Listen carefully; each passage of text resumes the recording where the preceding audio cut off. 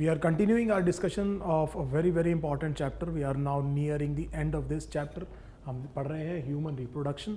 अब तक हम देख चुके हैं इम्प्लांटेशन, और हमने ये देखा था कि इम्प्लांटेशन जिस स्ट्रक्चर का होता है उस स्ट्रक्चर को हम कहते हैं ब्लास्टोसिस्ट. उस चीज़ को हमने कहा था ब्लास्टोसिस्ट. और अगर हम अपना एक बार उसको रिव्यू करें तो हमने ये देखा था कि ये ब्लास्टोसिस्ट में हमने ये देखा बाहर की तरफ ट्रोफोब्लास्ट सेल्स थे. ये ट्रोफोब्लास्ट सेल्स हैं. So these are trophoblast cells. और हमने ये देखा कि एक तरफ क्या आ गया, इनर सेल मास आ गया. So this is inner cell mass और ट्रोफोब्लास्ट सेल्स. और इस कैविटी को आपने कहा था ब्लास्टोसील. दूसरी चीज़ आपने ये देखी थी कि हुआ ये था कि अल्टीमेटली ये जो ट्रोफोब्लास्ट सेल्स हैं ये कांटेक्ट में आए थे किसके, यूट्राइन एंडोमेट्रियम के. ये आपका इनर सेल मास है. और इसमें हमने ये देखा था कि अंदर की तरफ एक सिंसीशियो ट्रोफोब्लास्ट बना, और सिंसीशियो ट्रोफोब्लास्ट ने इन्वेड किया यूट्राइन एंडोमेट्रियम पे, और अल्टीमेटली ये पूरा का पूरा स्ट्रक्चर इस तरह से मैटरनल टिश्यू से क्या हो गया, सराउंड हो गया. इतनी बात मैंने आपको पिछले वीडियो में बताई थी. अब आप ये समझिए कि इम्प्लांटेशन के बाद में the maternal tissue is now called as decidua. So इसमें जो चेंजेस आते हैं ये बहुत ज़्यादा सिक्रीटरी हो जाता है, हाईली न्यूट्रिटिव हो गया है. मैटरनल टिश्यू को आपने क्या कहा, decidua. So if you understand this will be the myometrium. अंदर की तरफ ये लेयर क्या होती है, myometrium. So you can see this is the decidua that is between the developing embryo and the myometrium. इसको हम कहेंगे decidua basalis. कुछ आप ये डेसिडुआ देखेंगे जो कि ल्यूमन और डेवलपिंग एम्ब्रियो के बीच में है, इसे हम कहेंगे डेसिडुआ कैप्सुलरिस. और बाकी सारे को आप कहेंगे डेसिडुआ रेटिकुलरिस. या पेराइटलिस, या इसको एक और शब्द कह सकते हैं parietalis, decidua parietalis. So you can understand कि ये मैंने क्या कहा कि after implantation the maternal tissue is now termed as decidua. ये जो चीज़ आप देख रहे हैं ये ट्रोफोब्लास्ट सेल से बनी है, और ये जो चीज़ बन रही है ये पहली एक्स्ट्रा एम्ब्रियोनिक मेम्ब्रेन बन रही है. इस एक्स्ट्रा एम्ब्रियोनिक मेम्ब्रेन को हम कहते हैं कोरियन. जैसा मैंने आपको कहा था कि ट्रोफोब्लास्ट सेल से क्या बनना है, एक्स्ट्रा एम्ब्रियोनिक मेम्ब्रेन. और एक एक्स्ट्रा एम्ब्रियोनिक मेम्ब्रेन हमने बना दी, हमने इसको क्या कहा, कोरियन. इसके अलावा हमने देखा था कि एक और बनेगी इससे, जिसे हम कहते हैं एलेंटॉइस. एक तीसरी एक्स्ट्रा एम्ब्रियोनिक मेम्ब्रेन बनेगी एमनियन, और चौथी बनेगी योक सैक. और इन दोनों से मिलकर के क्या बनेगा, प्लासेंटा. इसीलिए कई बार ऐसा कहा जाता है कि जो ट्रोफोब्लास्ट सेल्स है वो क्या बनाते हैं, प्लासेंटा बनाते हैं. प्लासेंटा में दो एक्स्ट्रा एम्ब्रियोनिक मेम्ब्रेन इस्तेमाल होंगी, कोरियन और एलेंटॉइस. इसीलिए हम ह्यूमन प्लासेंटा को क्या कहेंगे, कोरियो एलेंटॉइक प्लासेंटा कहेंगे. आई hope this is absolutely clear. अब आप ये समझिए कि ये जो पर्टिकुलर पार्ट है ये किसके अंदर इन्वेड करता जा रहा है, एंडोमेट्रियम के अंदर इन्वेड करता जा रहा है. तो मैं इस पार्ट को यहाँ पर हटाता चला जा रहा हूँ. तो अगर आप ये देखें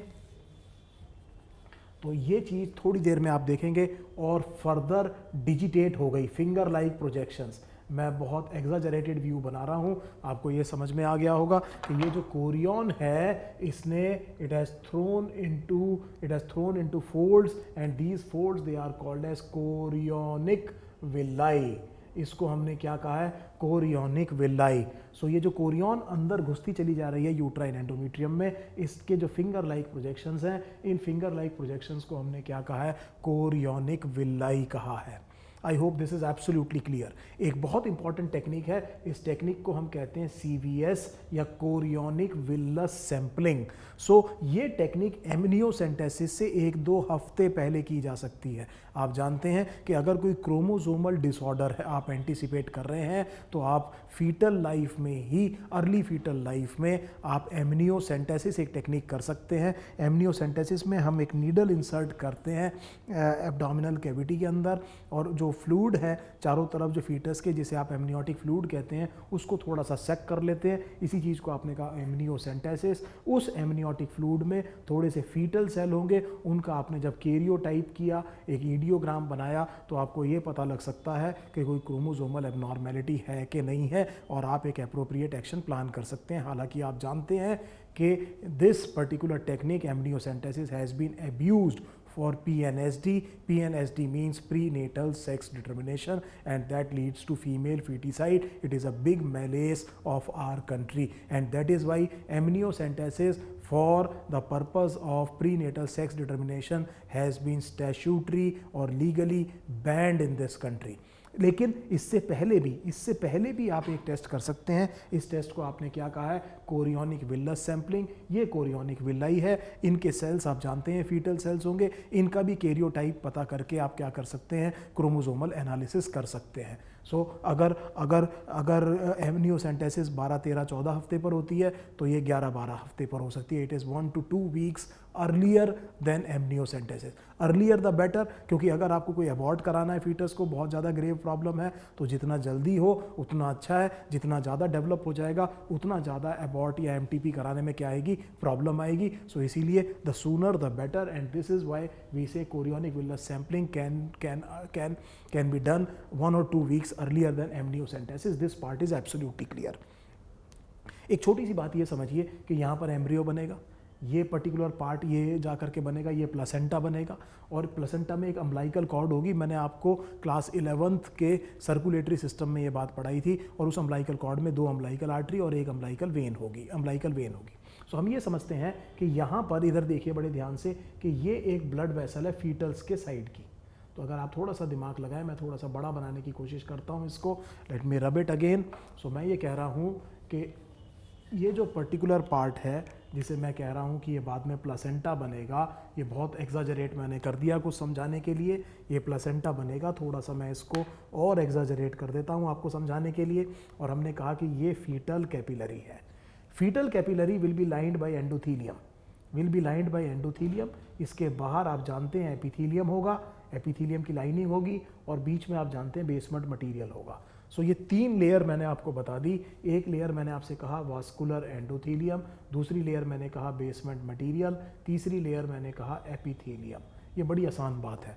अगर आप देखें तो ये मदर की साइड की कैपिलरी होगी। मदर की साइड की कैपिलरी में भी 3 लेयर होनी चाहिए, वास्कुलर एंडोथीलियम, और हमने क्या कहा, ये जगह क्या है? बेसमेंट मटेरियल, और ये क्या है? एपिथीलियम। ये क्या है? एपिथीलियम। सो अब 2 कोरियोनिक विलाई के बीच में जो डेसिडुआ है, तो अगर आप ये समझे, इस तरफ फीटल ब्लड है, इस तरफ मैटरनल ब्लड है, यहाँ पर चीज़ें क्या होनी है? एक्सचेंज होनी है, और एक्सचेंज होने के लिए 6 लेयर्स बीच में आ जाएंगी। Vascular endothelium, basement material, epithelium on the side of the foetus, और vascular endothelium, basement material and the epithelium on the side of the mother. So ये टोटल लेयर्स कितनी आ जाएंगी? 6 आ जाएंगी। लेकिन ह्यूमन प्लेसेंटा में आप क्या देखेंगे कि होगा क्या कि ये जो डेसिडुआ है, दो किसके बीच में? कोरियोनिक विलाई के बीच में, दैट गेट डिसॉल्व्ड।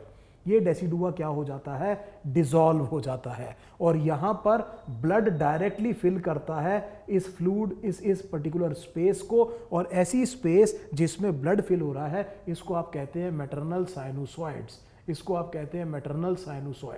सो इसका मतलब ये हुआ कि जो एक्सचेंज ऑफ द मटेरियल है उसमें ह्यूमन प्लेसेंटा में जो मदर की साइड के जितने भी बैरियर्स हैं वो क्या हो गए हैं? गायब हो गए हैं। वो गायब हो गए हैं क्योंकि वो डेसिडुआ जो कि 2 कोरियोनिक विलाई के बीच में आ रहा था, वो क्या हो गया? डिसॉल्व हो गया है। इसका रिजल्ट ये है कि ये जो कोरियोनिक विलाई है, they are bathing directly in the maternal blood, and therefore you can understand that there will be much easier exchange of the material between the fetal and the maternal blood. And since the chorionic villi are directly bathing in the maternal blood, and since the 3 barriers on the mother side are actually gone, therefore the human placenta is also called as haemochorial placenta. इसको हम क्या कहते हैं? Haemochorial placenta कहते हैं। तो हमने एक बड़ा इंपॉर्टेंट क्वेश्चन किया कि ह्यूमन बींग्स में जो प्लेसेंटा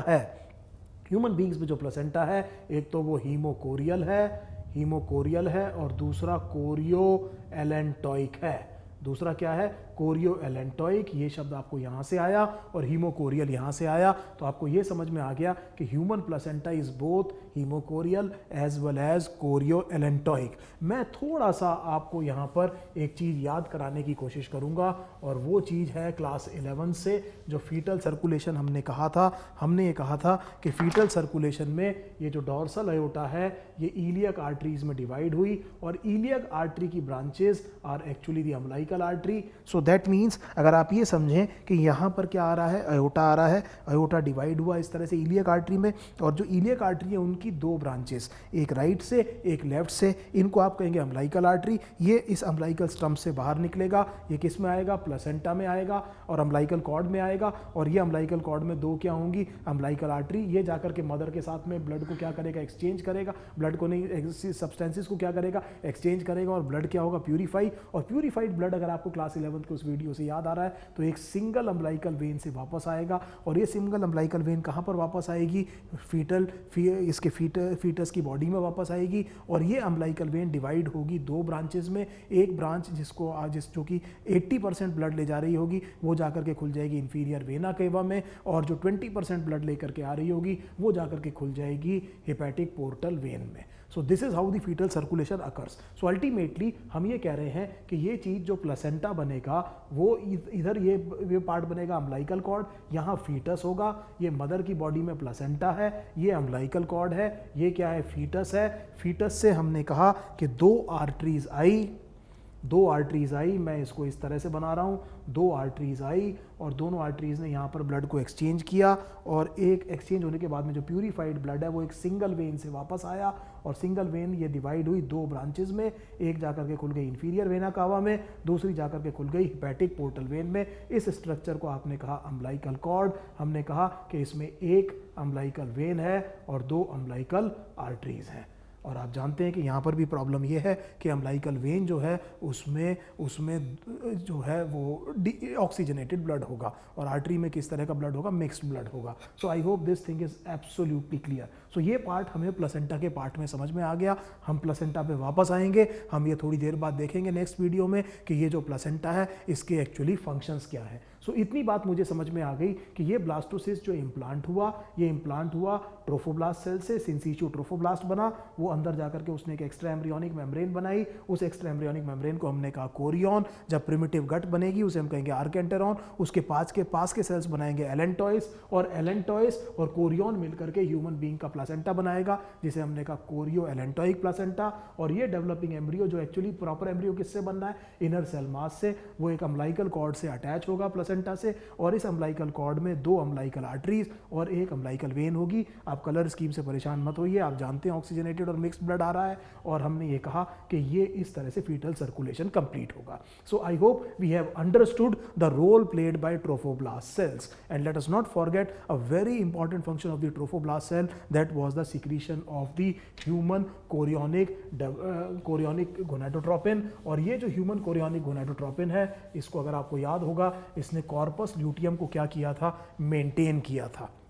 सो अब मैं इस डायग्राम को रब कर रहा हूं, and we will fix our attention to what is happening to the inner cell mass. So अब हम ये देखेंगे कि इनर सेल मास में क्या चेंजेस आ रहे हैं, और सबसे पहले हम ये देखेंगे कि ये जो इनर सेल मास है ये ही प्रॉपर एम्ब्रियो बनाएगा। फ्यूचर एम्ब्रियो में ट्रोफोब्लास्ट सेल्स के डेरिवेटिव्स नहीं होते हैं। सो जो एम्ब्रियो बनता है, जो फीटस बनता है, वो केवल किससे बनता है, प्रॉपर एम्ब्रियो किससे बनता है, इनर सेल मास से बनता है। ट्रोफोब्लास्ट सेल्स के हम फंक्शन देख चुके हैं। सो एक बार छोटी बात मैं दोबारा रिवाइज करता हूँ। हमने ये कहा था ये जोना पेलुसिडा के अंदर हमने ये कहा था ये जाइगोट, और जाइगोट के बाद में हमने ये कहा था नंबर ऑफ सेल्स क्या होने शुरू हुए, इंक्रीज, और एक सेल पर आकर के हमने ये कहा था कि एक मल्टी सेलुलर स्ट्रक्चर बन गया मलबेरी शेप का, और इस स्ट्रक्चर को हमने कहा था कि ये मॉरुला है। और फिर उसके बाद में हमने ये कहा था कि ये जो मॉरुला है इसमें कॉम्पैक्शन होगा, और कॉम्पैक्शन में हमने ये कहा था एक ट्रोफोब्लास्ट सेल्स बनेंगे,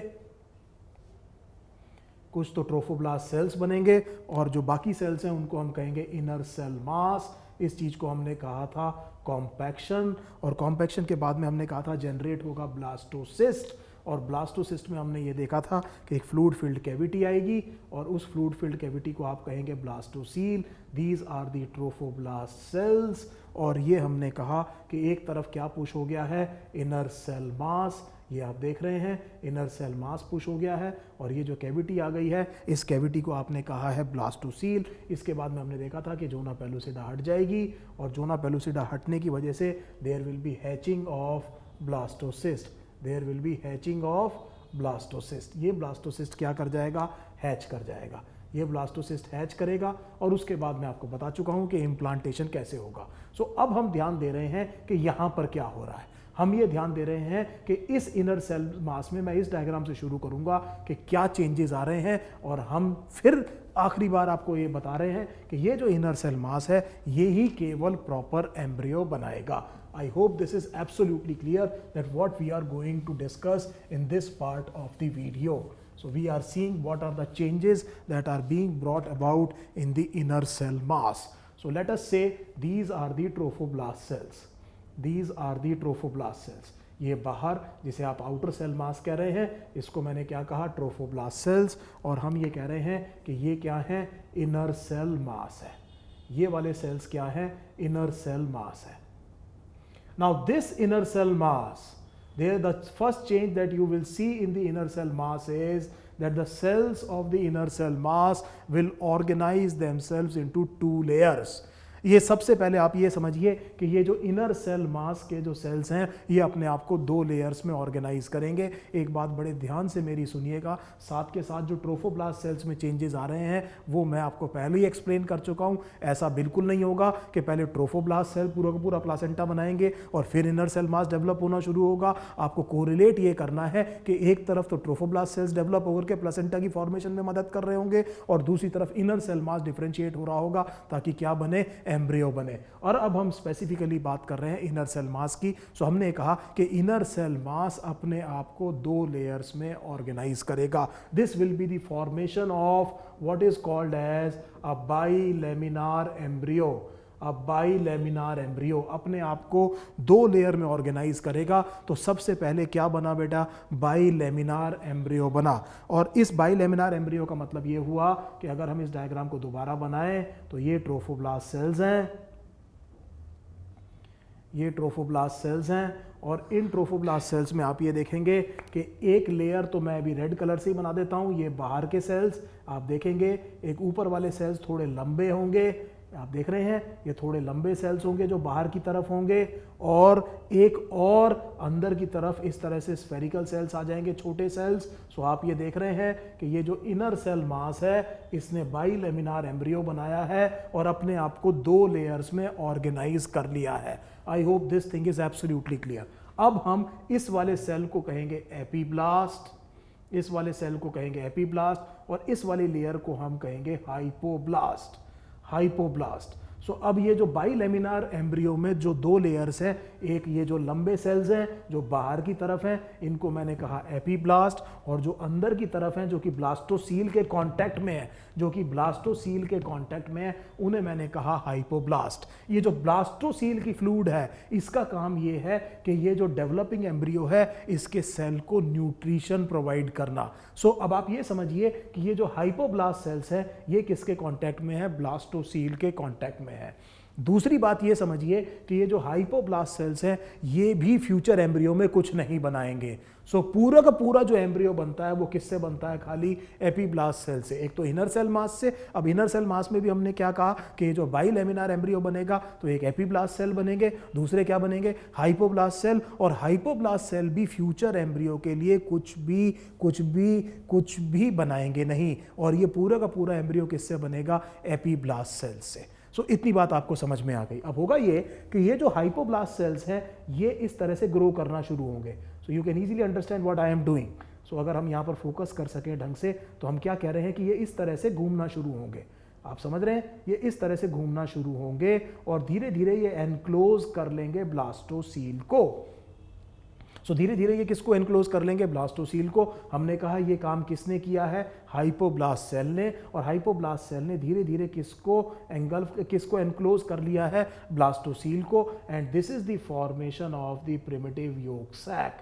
this is the formation of the primitive yolk sac. ये वो योक सैक है जिसको देख करके अल्ट्रासाउंड पे जो रेडियोलॉजिस्ट है वो देखता है कि वाकई में प्रेगनेंसी एस्टैब्लिश हुई है कि नहीं हुई है।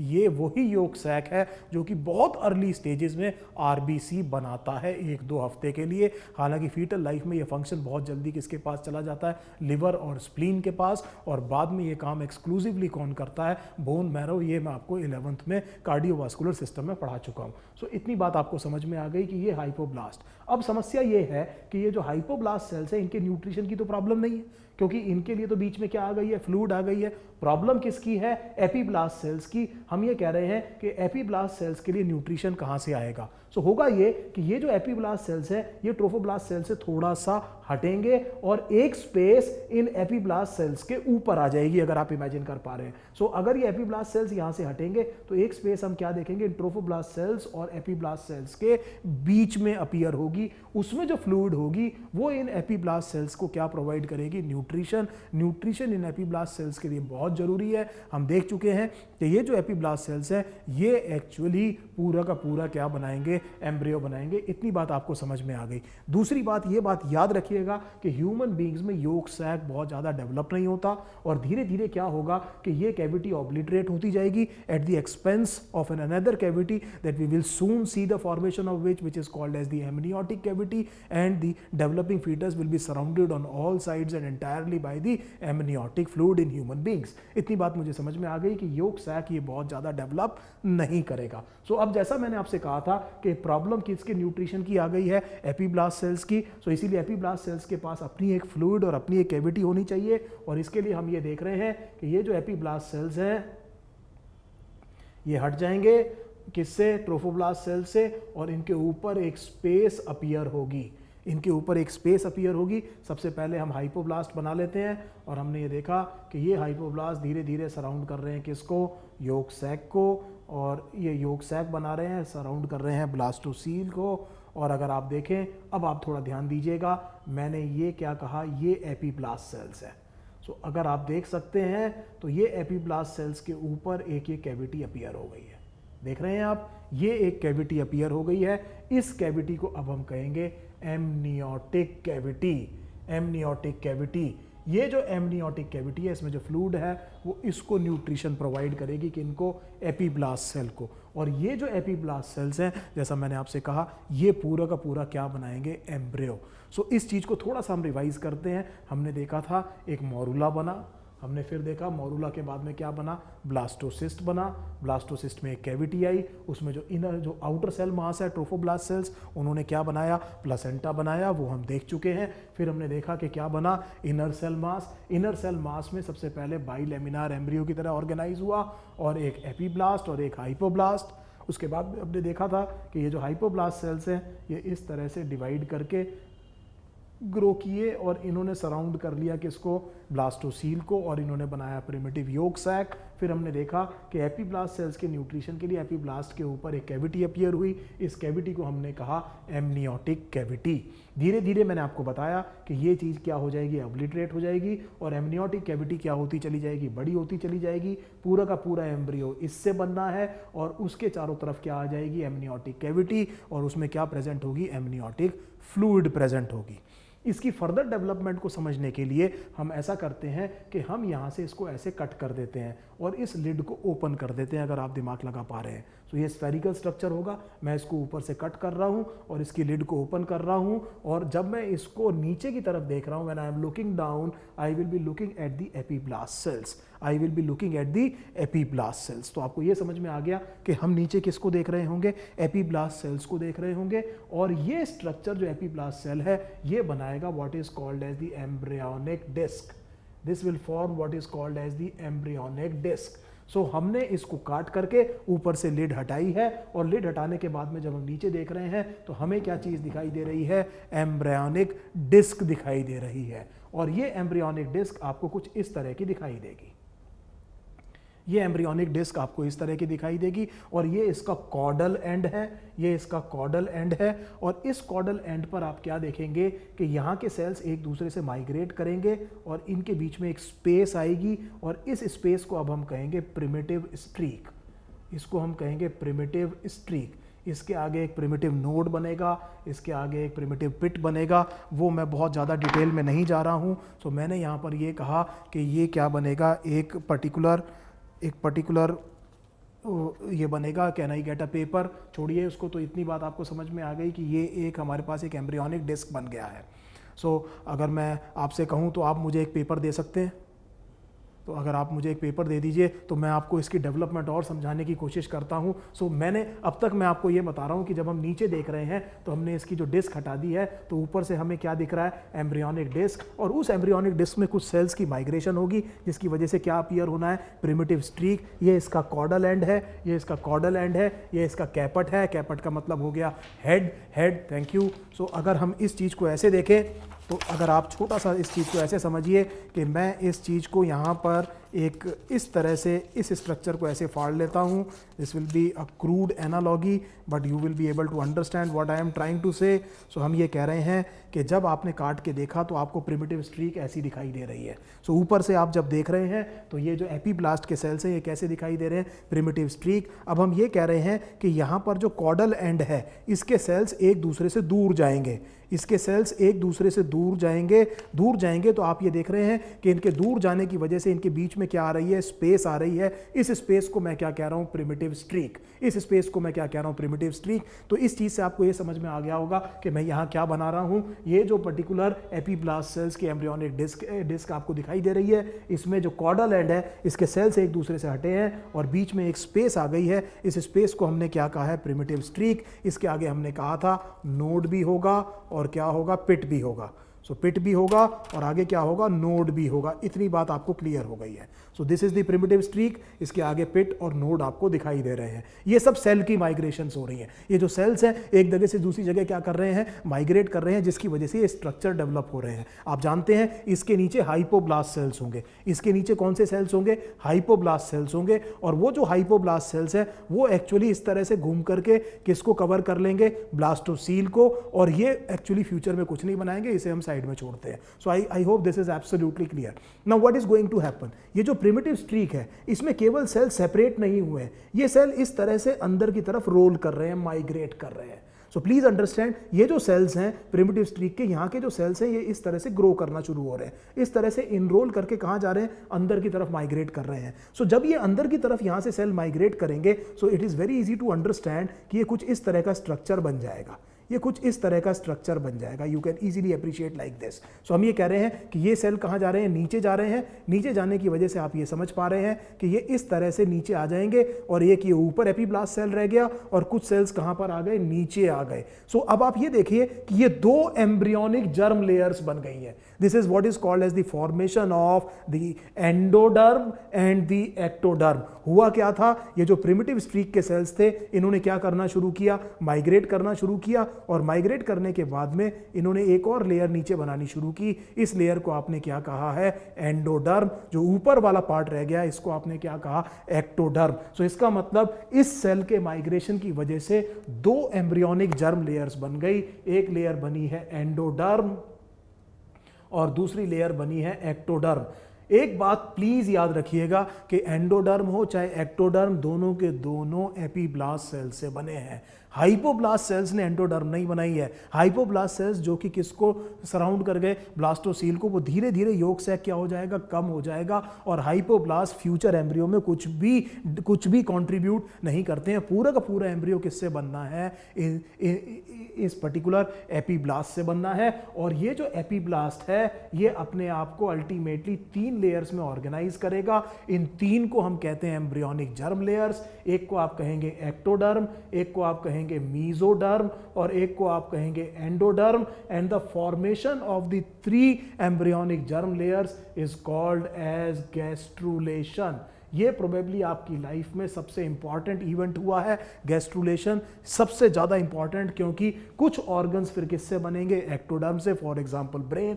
कुछ किससे बनेंगे, मीजोडर्म से। मीजोडर्म के majority of the human body in adult form will be formed by the mesoderm. सारी की सारी मसल्स, बोन्स किससे बननी है, कनेक्टिव टिश्यू किससे बनना है, मीजोडर्म से। और जीआईटी से रिलेटेड जो ग्लैंड्स हैं वो क्या होंगे, एंडोडर्म के बनेंगे। सो कुछ किससे बनने हैं, एक्टोडर्म से, कुछ किससे बनने हैं, मीजोडर्म से, कुछ किससे बनने हैं, एंडोडर्म से बनने हैं। इसका मतलब एक single cell structure bilaminar embryo बना। बाइलेमिनार के बाद में अब क्या बन गया है, वो ट्राइलेमिनार एम्ब्रियो बन गया है। इस प्रोसेस को हम क्या कहेंगे, it is the formation of what, a trilaminar embryo.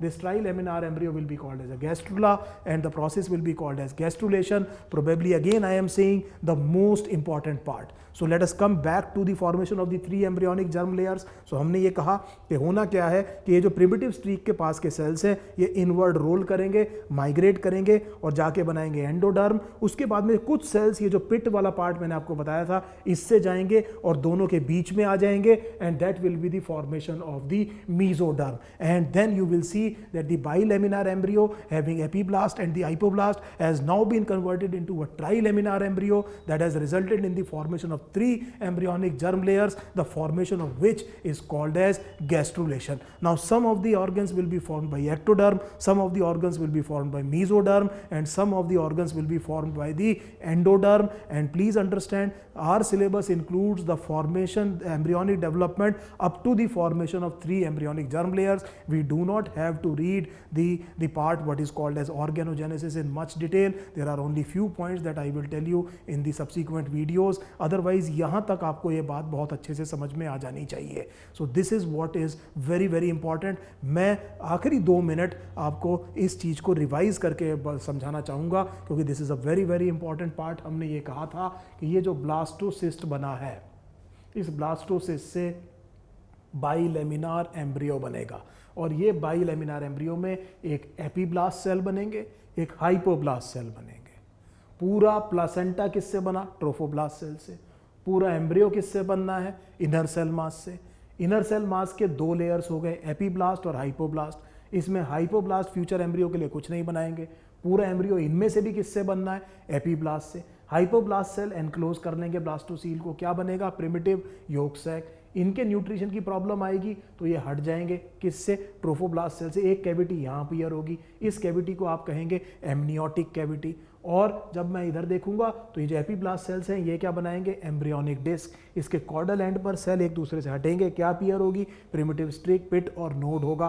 फिर इसमें इस तरह से सेल क्या करेंगे, माइग्रेट. सबसे पहले अंदर जाकर के क्या बनाएंगे, एंडोडर्म. बाद में बीच में जो सेल्स आ जाएंगे वो क्या बनाएंगे, मीजोडर्म. तो कितनी जर्म लेयर बन जाएंगी, 3. कौन कौन सी, एक्टोडर्म, मीजोडर्म और एंडोडर्म. इस प्रोसेस को आपने क्या कहा, गैस्ट्रुलेशन. जैसा मैंने आपको बताया आपकी लाइफ में प्रोबेबली सबसे इंपॉर्टेंट प्रोसेस यही हुआ था. क्यों, क्योंकि अब इन एम्ब्रियोनिक जर्म लेयर से कुछ क्या बनेंगे, आपके एम्ब्रियोज, कुछ क्या बनेंगे, ऑर्गन्स बनेंगे. जैसे कि एक्टोडर्म से मैंने आपको बताया ब्रेन, मीजोडर्म से मैंने आपको बताया majority of the bodies and endoderm से मैंने आपको बताया कि जीआईटी से रिलेटेड कुछ ग्लैंड्स बनेंगे. अब लास्ट बात ये समझिए, इस वीडियो में थोड़ी सी जो आखिरी बात है वो थोड़ा ध्यान ये दीजिए कि ये एम्ब्रियोनिक डिस्क है, इसमें हमने कहा 3 जर्म लेयर बन गई हैं. इसके ऊपर एक कैविटी है एमनियोटिक कैविटी और इसके नीचे एक कैविटी है जिसको हमने क्या कहा, यॉर्क सैक. और फिर हम ये कह रहे हैं कि ये कैविटी डेवलप नहीं होगी और ये कैविटी एक्सपैंड होना शुरू हो जाएगी. सो आप इमेजिन ये कीजिए कि इसका साइज कम होता चला गया और ख़त्म हो गया और अल्टीमेटली एमनियोटिक कैविटी का साइज क्या हो गया, इंक्रीज हो गया. You can easily understand what I am trying to make. और थोड़ा इंक्रीज हो गया, यॉर्क सैक क्या हो चुका है, गायब हो चुका है. एज यू कैन सी ये इस तरह से. और अल्टीमेटली नेक्स्ट स्टेज में आप ये देखेंगे कि ये चारों तरफ किससे सराउंड हो गया, एमनियोटिक कैविटी से सराउंड हो गया. और आप जानते हैं यहाँ पर एक अम्लाइकल कॉर्ड होगी, अम्लाइकल कॉर्ड अटैच होगा किससे, प्लेसेंटा से. और ये 3 जर्म लेयर्स बन गई हैं जिसको हमने एक्टो, मीजो और क्या कहा है, एंडोडर्म कहा है, जिनमें ऑर्गेनोजेनेसिस से क्या बनने हैं, ऑर्गन्स बनने हैं. आई होप आप embryonic development up to the process of gastrulation बड़े अच्छे से समझ गए हैं. अगली बार हम ये देखेंगे नेक्स्ट वीडियो में कि ये जब ऑर्गन्स बन जाते हैं पूरी तरह से, देन हाउ पार्चुरेशन और child birth occurs. Thank you.